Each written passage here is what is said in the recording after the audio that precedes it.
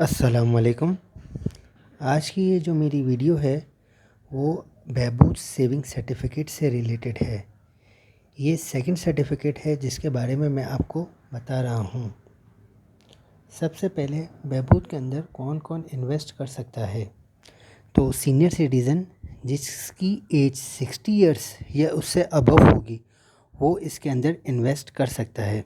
इसके अलावा इसके अंदर विडोज़ मतलब बेवा औरतें भी इसके अंदर इन्वेस्ट कर सकती हैं।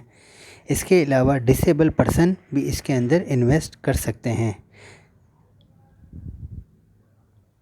डिनोमिनेशन मतलब ये सर्टिफिकेट किस किस अमाउंट की अवेलेबल हैं, तो ये सर्टिफिकेट 5,000, 10,000, 50,000, 1 लाख, 5 लाख और 10 लाख की अमाउंट में नेशनल सेविंग्स के पास इनकी सर्टिफिकेट्स अवेलेबल हैं।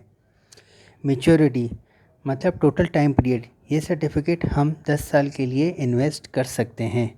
और मोड ऑफ डिपॉजिट कैश या चेक इसके अंदर हो सकता है। हाउ टू परचेज़, हम ये सर्टिफिकेट को किस तरह से परचेज़ कर सकते हैं, तो और इसके अंदर क्या क्या रिक्वायरमेंट्स होगी।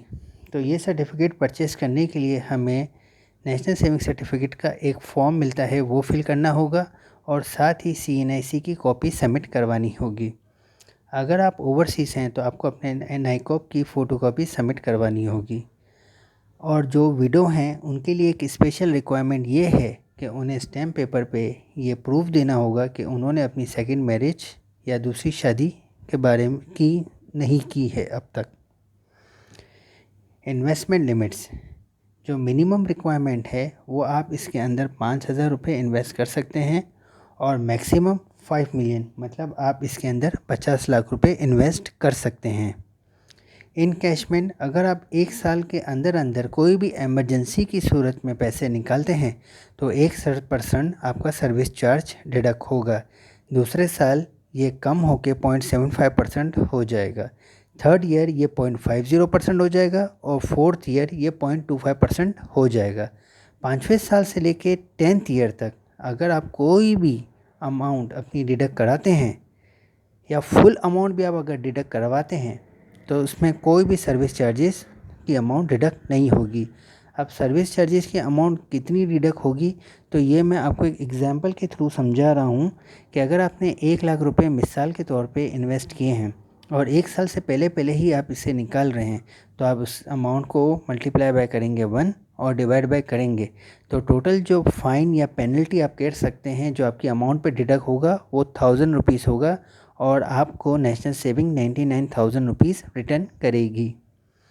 प्रॉफिट रेट्स, 24 अप्रैल 2020 को जो प्रॉफिट नेशनल सेविंग में डिसाइड हुआ था वो है 860 रुपीज़, जो कि 1 लाख रुपए की अमाउंट पे दिया जाता है और इसका इंटरेस्ट ईयरली 10.32% है।